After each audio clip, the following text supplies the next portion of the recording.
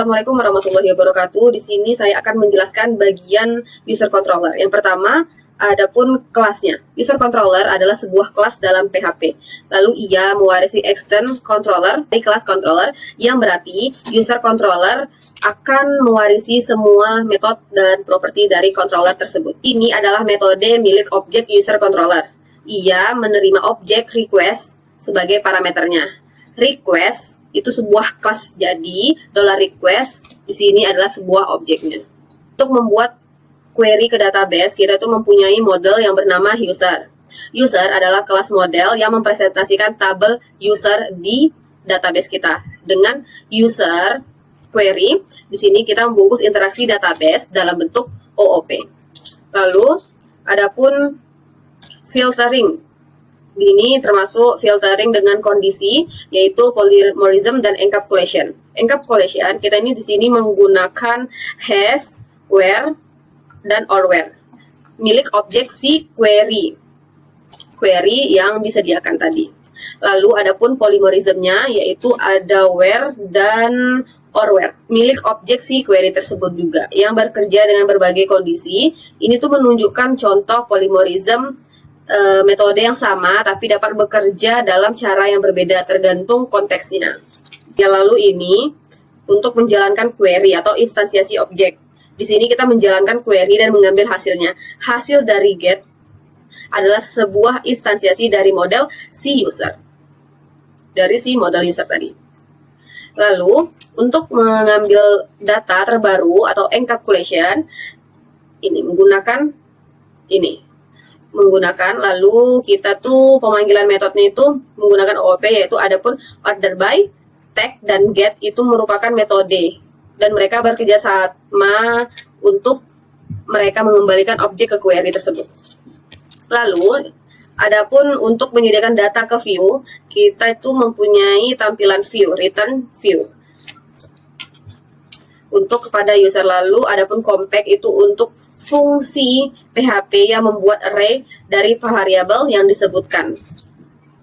Lanjut, metode yang kedua yaitu ada create. Create adalah metode, yaitu sebuah fungsi yang berada di dalam kelas user controller tadi. Karena didefinisikan dengan public, atau metode ini bisa dipanggil dari luar kelas, misalnya dari root. Jadi metode tersebut ini dapat dipanggil dari root. Adapun polymorphism dan encapsulation-nya, meskipun tidak terlihat langsung, metode create ini bisa disebut dengan polymorphic karena di banyak controller, misalnya di product controller, itu metode create juga bisa ada, tapi masing-masing berperilaku sesuai kebutuhannya. Jadi metodenya itu bisa dengan nama yang sama, tapi perilaku beda tergantung kelasnya masing-masing. Adapun encapsulation dari metode create ini yaitu menyembunyikan detail implementasi dalam sebuah metode. Jadi kita bisa panggil create dan Laravel akan langsung menjalankan logiknya tanpa harus tahu nih isi dari si detail tampilannya. Lalu adapun return view, object instant view. Di sini tuh fungsi view ini untuk menolong Laravel, tapi sebenarnya untuk mereturn instance dari kelasnya si view ini. Jadi kita tuh membuat dan mengembalikan objek yang mempresentasikan halaman web. Jadi fungsi create ini atau metode create ini, dia itu bagian dari controller dalam OOP. Dia ini disebut juga metode yang berada di dalam kelas si user controller tadi. Fungsinya itu sebenarnya untuk nampilin halaman form tambah user, tapi dia tuh nggak ngambil data dari si database dan nggak nyimpan apapun, cuma munculin form ke layarnya saja. Metode ini dibuat di dalam kelas supaya kodenya itu pada saat kita butuh form tambah data, kita tuh hanya memanggil root yang menuju ke create ini. Oleh karena itu, polymorphism dan encapsulation yang tadi itu tidak terlihat gitu. Baik, melanjutkan dari teman saya ya, yaitu public function store. Store merupakan metode dari kelas user controller yang dimana metode store ini memiliki visibility public, dan request ini adalah kelas bawaan dari Laravel yang dipanggil melalui Illuminate HTTP request, yang dimana nanti akan berguna menampung data. Data yang ditampung ini diterima dari parameter request, yang dimana lagi parameter request ini memvalidasi data.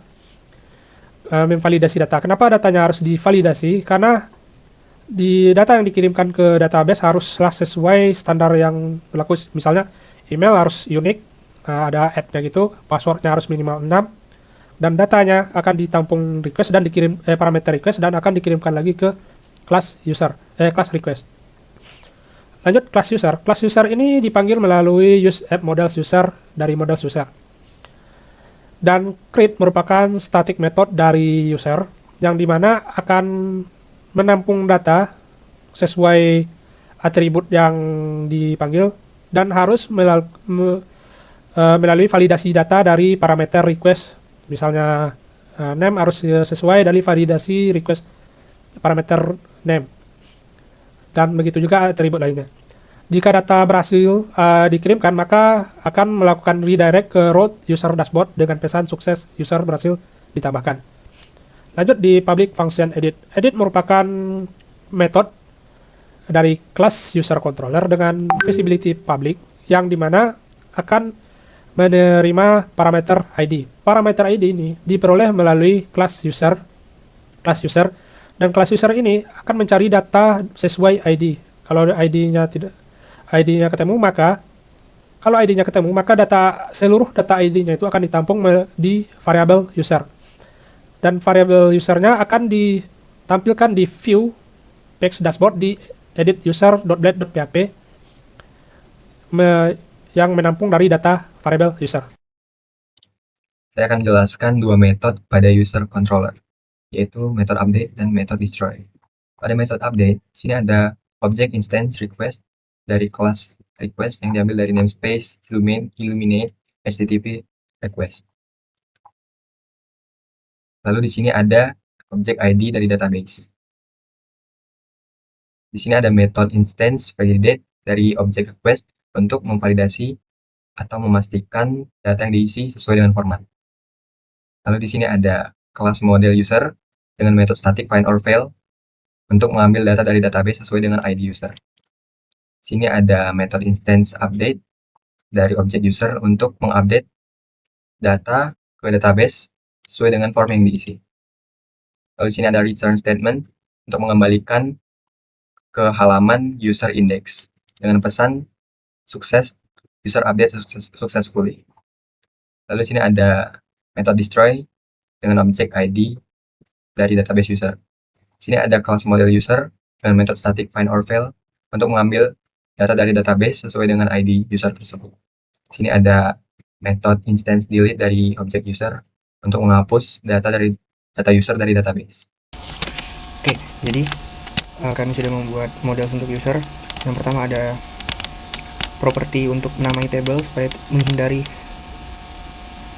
plurasi yang dibuat oleh Laravelnya. Lalu ada properti variable yang dimana nanti akan memilih kolom-kolom mana saja yang bisa diisi.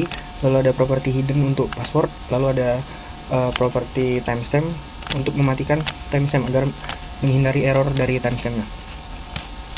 Untuk view-nya saya akan contohkan untuk mengedit dan delete user.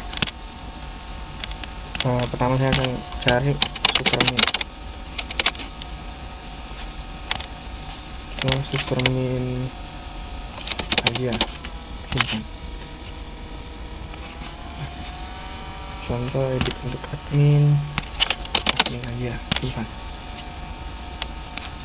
Lalu untuk menghapusnya, oke. Sekian dari kelompok kami atas penjelasan dari model view and controller dari user controller tersebut. Sekian, terima kasih.